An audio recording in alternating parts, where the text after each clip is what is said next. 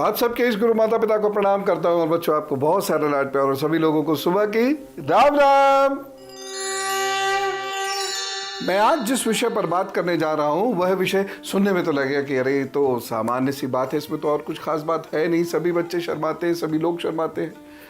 लेकिन ये वो शर्म की बात नहीं कर रहा हूँ, मैं शायद नेचर की बात कर रहा हूँ। और शायद नेचर को मैं ज्योतिष के तरीके से देखता हूँ या इवन साइकोलॉजी के तरीके से भी देखी जाए तो वह काफ़ी बड़ी संकट उत्पन्न करने वाली बात भी हो सकती है किसी के व्यक्तित्व में। सोशल डेवलपमेंट रोक सकती है ये चीज़, और हम इसको ज्योतिष के तरीके से बिल्कुल अलग से डिफाइन करते हैं। और मैं आपसे रिक्वेस्ट करता हूं कि आपकी यदि ऐसी नेचर है कि आप शाय हैं या आपके घर में खास तौर से बच्चों की ऐसी नेचर है कि वो शाय हैं, तो फिर कुछ बातों को बहुत गौर से सुनने समझने की ज़रूरत है। यहाँ शाय नेचर के 3 संकेत मैं आपको बता रहा हूँ, अगर वह आपके अंदर है तो बहुत ध्यान से सुनिए मेरी बात। पहले चीज़ तो यह है कि वह अपनी भावनाओं को एक्सप्रेस नहीं कर पाते। दूसरी चीज़ है वह दूसरे की भावनाओं को भी ढंग से रिसीव नहीं कर पाते, क्योंकि जिसकी नेचर शाय होगी उसकी रिसेप्टिविटी कमज़ोर होती है, यानी वह दूसरे की बात को बहुत गहराई से सुन नहीं पाता। और तीसरी बहुत महत्वपूर्ण चीज़ यह है कि उसके अंदर भावुकता इतनी ज़्यादा होती चली जाती है और एक्सप्रेशन इतना कम होता चला जाता है कि वह अंदर ही अंदर घुटने लग जाता है। हम इसे ज्योतिष के नज़रिए से देखें तो चंद्रमा और केतु जब भी कुंडली के अंदर बहुत बुरा परिणाम देते हैं तब व्यक्ति के अंदर ये परेशानी उत्पन्न होनी शुरू हो जाती है। कैसे ये परेशानी उत्पन्न होती है? अपनी भावनाओं की अभिव्यक्ति नहीं कर पाता, उसके अंदर अपनी भावनाओं को अभिव्यक्त करते समय एक डर होता है। जिस शर्माने की बात आप गानों में सुनते हैं वह शर्माने से बिल्कुल अलग है, वह अभिव्यक्ति का एक प्रकार है। लेकिन यहां जो हम बात कर रहे हैं वह यह है कि अभिव्यक्ति हो ही नहीं पा रही है, संप्रेषण हो ही नहीं पा रहा, कम्युनिकेशन एस्टैब्लिश नहीं हो पा रहा है, क्योंकि व्यक्ति अपनी बात कह नहीं पा रहा। और यदि बच्चे के अंदर यह बात निकाली नहीं जाएगी तो आगे जाकर ऐसा बच्चा अपने सोशल बिहेवियर में बहुत कमजोर होता चला जाता है, घुटन होनी शुरू होती है। और बहुत शर्मीले बच्चों को आप देखिएगा कफ के या ठंड के गंभीर रोग आगे जाकर हो जाते हैं, क्योंकि चंद्रमा डिस्टर्ब्ड है। और दूसरी चीज यह है कि वह दूसरे के संप्रेषण को सुन नहीं पा रहा, क्योंकि उसके अंदर एक भय है जो उसके व्यक्तित्व में स्थिरता और स्थायित्व नहीं दे रहा है। यानी केतु वह किसी व्यक्ति की बात को पूरे गौर से सुनेगा नहीं, वहां से भागने की कोशिश करेगा, वो आधी बात सुन के वहां से हटने की कोशिश करेगा, क्योंकि आंख से आंख मिलाकर वह बात नहीं कर पा सकता। इसीलिए ये 3 लक्षण यदि हैं किसी व्यक्ति के अंदर, वो बड़े स्त्री पुरुष हों या वो बच्चे हों, तो ध्यान दीजिए। मैं आपको कुछ उपाय बता रहा हूं, क्योंकि यह बात अगर दूर नहीं हुई तो व्यक्तित्व बेहद कमजोर रह जाएगा। कमजोर रह जाए उसमें ऐसी कोई समस्या की बात नहीं है, लेकिन मानसिक रूप से ये कोई बीमारी उत्पन्न कर सकता है। ये सामान्यतः जिसे हम शर्मीलापन कहते हैं, शायनेस बोल देते हैं, और इसको बहुत आराम से हम ले लेते हैं। ये बड़ी भारी समस्या है। इस समस्या के कुछ कारणों पर प्रकाश डालना चाहता हूं। इस प्रकाश को जरा देखिएगा।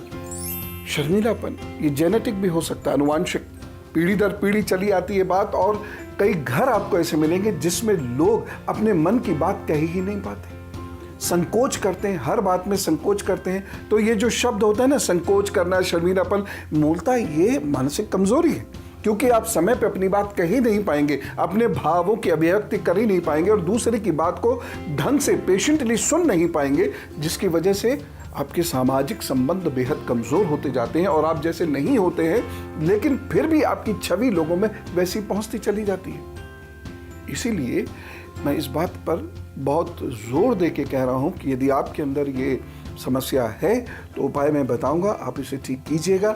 बच्चों के अंदर खास तौर से आपके घर की ये समस्या है तो इस समस्या से निजात पाना ही होगा, अन्यथा आपका सोशल एडजस्टमेंट धीरे धीरे धीरे धीरे कमज़ोर होता चला जाएगा। सोशल एडजस्टमेंट के बारे में मैंने शनि, चंद्रमा और केतु को लेकर एक दिन आपको बहुत अच्छे से समझाया था ना, ध्यान है?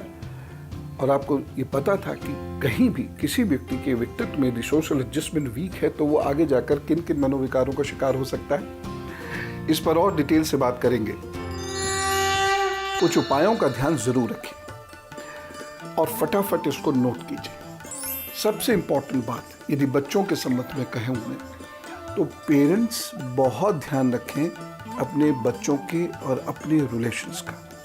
जिन पेरेंट्स के उनके बच्चों के साथ रिलेशंस अच्छे नहीं होते, जो पेरेंट्स अपने बच्चों के लिए सदा एक इंस्ट्रक्टर की तरह से ही होते हैं, एक ट्रेनर की तरह से ही रहते हैं और उनके आपस में फ्रेंडली रिलेशंस नहीं होते हैं, या मैं बहुत स्पष्ट रूप से कहूँ, यदि बच्चे और माता पिता आपस में एक दूसरे के साथ अपने इमोशंस को एक्सचेंज नहीं कर सकते, अपने भावों को एक दूसरे को नहीं बता सकते, उस घर के बच्चों के अंदर भावनात्मक समस्याएं उत्पन्न होती चली जाती हैं और धीरे धीरे ये बच्चे किसी और के साथ इंटरेक्ट करने से, मिलने जुलने से बचने लग जाते हैं और इनके अंदर कुछ मानसिक विकार उत्पन्न होते चले जाते हैं।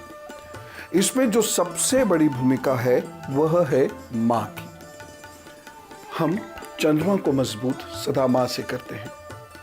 कुछ पहनने वगैरह से इसमें कोई बहुत विशेष लाभ नहीं मिलेगा। माएँ अपने बच्चों को अपने बाएं बिठाएं और अपना स्पर्श दें उन्हें। इस प्रकार से स्पर्श देकर बैठें, बात करें। लंबे समय तक ये एक दिनचर्या का हिस्सा ही बनाकर काम कीजिएगा। इसमें साल 2 साल लगेंगे, क्योंकि मानसिक विकार इतनी जल्द ठीक नहीं होते। शारीरिक विकार बहुत जल्द ठीक हो जाते हैं, लेकिन मन को ठीक होते होते या विकारों को दूर होते होते बहुत वक्त लग जाता है। इस प्रकार से आप बैठिए, धीरे धीरे आप उनसे बातचीत करते रहिए और आप खुद महसूस करेंगे एक वक्त के बाद बच्चे के अंदर परिवर्तन आ रहा है। वह आपसे अपने इमोशंस के बारे में, अपने भावों के बारे में अपनी अभिव्यक्ति करने लगा है। फिर धीरे धीरे आप देखेंगे वह दूसरों से भी बातें करने लगा है। फिर और धीरे धीरे देखेंगे कि वह दूसरों से बहुत खुल के बोलने लगा है। जब यह हो जाए समझ लीजिए आपका काम पूरा हो गया। लेकिन इसके साथ कुछ और उपाय भी करने बेहद आवश्यक हैं, क्योंकि ये वो विकार है जो समय रहते यदि नहीं निकला तो जीवन में बहुत घुटन होगी। जो बड़े लोग हैं वो मेरी बात को समझ रहे होंगे। वो सारे लोग जो अपने ही अंदर घुट के रह जाते हैं, अपनी बात को किसी से कह नहीं पाते हैं, या कोई उनसे कुछ भी कह जाता है और वह उसका उत्तर नहीं दे पाते हैं, ऐसे लोगों को कितनी घुटन अपने अंदर होती होगी। बच्चों में ये विकृति मत आने दीजिएगा। और अब कुछ खास उपाय गुरु मंत्र में, और मैं जो अब उपाय बता रहा हूं इसे बहुत गौर से सुनिए और मैं पुनः आपसे निवेदन कर रहा हूं कि इस समस्या को आप सीरियसली लीजिएगा।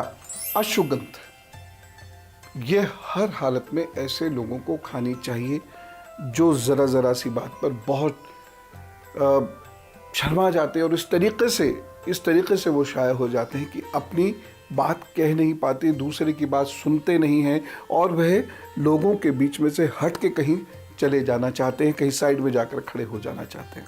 अश्वगंध का सेवन आपको ज़रूर करना है। साथ ही साथ सुबह सुबह आंवले का सेवन ज़रूर करना, किसी भी रूप में आप कर लीजिएगा। हाँ, कोई पेट की विशेष दिक्कत हो या आंवले से आपको कोई कष्ट रहता हो तो अलग बात है, लेकिन आंवले का सेवन करिएगा।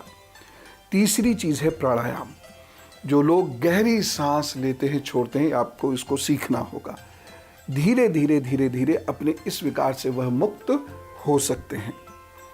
चौथी बहुत महत्वपूर्ण बात है, ऐसे लोगों को दिन में दाहिना स्वर चलाना चाहिए। मैं उल्टा बता रहा हूँ, लेकिन जो बता रहा हूँ उसे ध्यान से सुनिए। दिन में अनेक बार केवल दाहिने नथने से गहरी सांस लीजिए, धीरे धीरे और गहरी सांस छोड़िए। इससे आपके अंदर ओज आना प्रारंभ होगा और जो आपका पिंगला नाड़ी का हिस्सा है यानी सूर्य, वह मजबूत होगा। तो जो चंद्र ने आपको डेफिशिएंसीज दी हैं, कमजोरियां, कमियां दी हैं, वह धीरे धीरे दूर होनी शुरू हो जाएगी। ऐसे लोगों को तांबे का कड़ा अवश्य पहनना चाहिए और साथ ही साथ पीले फूल घर में अवश्य उगाने चाहिए स्वयं, अथवा पीले फूलों से अपने इष्ट का पूजा वंदन नियमित रूप से करना चाहिए। तब जाकर इस समस्या का निदान होता है। लेकिन होता ज़रूर है, बस आप इसे महज एक सामान्य सी बात मानकर या सामान्य सा पर्सनैलिटी ट्रेट मानकर मत लीजिए। ये एक गंभीर मुद्दा हो सकता है।